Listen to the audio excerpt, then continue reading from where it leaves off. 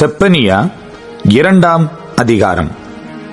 விரும்பப்படாத ஜாதியே, கட்டளை பிறக்கும் முன்னும் பதரை போல நாள் பறந்து போகும் முன்னும் கர்த்தருடைய உக்கிர கோபம் உங்கள் மேல் இறங்கும் முன்னும் கர்த்தருடைய கோபத்தின் நாள் உங்கள் மேல் வரும் முன்னும் நீங்கள் உங்களை உய்த்து ஆராய்ந்து சோதியுங்கள்.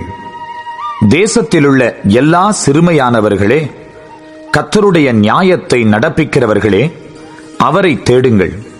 நீதியை தேடுங்கள், மனத்தாழ்மையை தேடுங்கள்.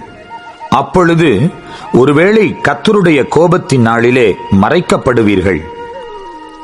காத்சா குடியற்று அஸ்கலோன் பாழாகும். அஸ்தோத்தை பட்ட பகலிலே பறக்கடிப்பார்கள். எக்ரோன் வேரோடே பிடுங்கப்படும்.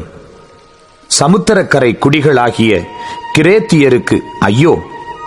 பெலிஸ்தரின் தேசமாகிய கானானே, கர்த்தருடைய வார்த்தை உனக்கு விரோதமாயிருக்கிறது. இனி உன்னில் குடியில்லாதபடிக்கு உன்னை அழிப்பேன். சமுத்திரக்கரை தேசம் மேய்ப்பர் தங்கும் குடில்களும் ஆட்டுத் தோளங்களும் ஆகும். அந்த தேசம் யூதா வம்சத்தாரில் மீதியானவர்களின் வசமாகும்.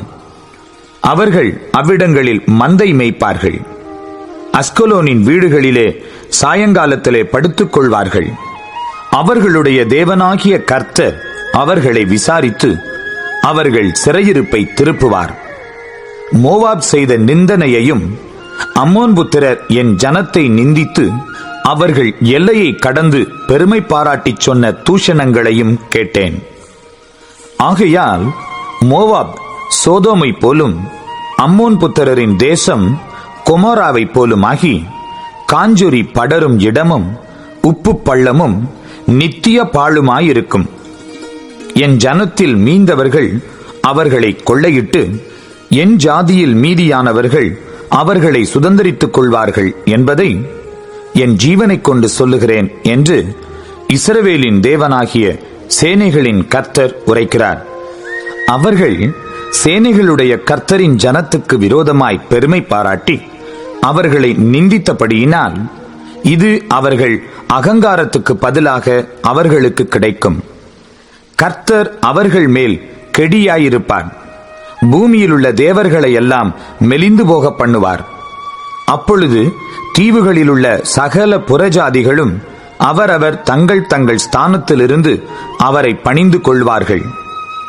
எத்தியோப்பியராகிய நீங்களும் என் பட்டயத்தினால் கொலை செய்யப்படுவீர்கள்.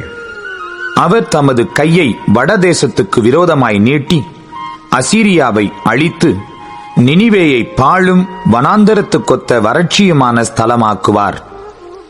அதன் நடுவில் மந்தைகளும் ஜாதி ஜாதியான சகல மிருகங்களும் படுத்துக்கொள்ளும். அதனுடைய சிகரங்களின் மேல் நாரையும் கோட்டானும் ராத்தங்கும். பலகனிகளில் கூவுகிற சத்தம் பிறக்கும். வாசற்படிகளில் பாழ்கடிப்பு இருக்கும். கேதுரு மரங்களின் மச்சை திறப்பாக்கி போடுவார். நான் தான், என்னைத் தவிர வேறொருவரும் இல்லை என்று தன் இருதயத்தில் சொல்லி நிர்விசாரமாய் வாழ்ந்து களி கூர்ந்திருந்த நகரம் இதுவே. இது பாழும் மிருக ஜீவன்களின் தாபரவுமாய் போய்விட்டதே. அதின் வழியாய் போகிறவன் எவனும் ஈசல் போட்டு தன் கையை கொட்டுவான்.